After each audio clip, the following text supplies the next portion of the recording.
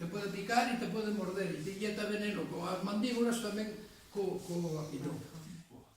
E outra particularidade que tiene es que atacan en grupo, non atacan unha sola. Cando manipulamos un nido, ou sin darnos conta, cando os niños están no chan e andamos coa desbrozadora, que é un dos perigos máis grandes que ten a avispa asiática, cando anida no chan, que vamos coa desbrozadora aí a cortar a erva ou que sexa.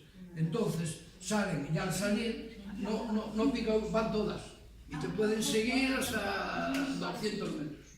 O sea, que puedan anidar lo que es en el césped. Non pueden anidar. O sea, na hierba. Sí, no campo, sobre todo.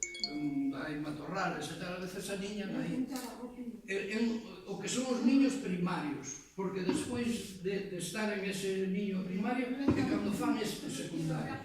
Porque este foi cando foron a quitar un árbol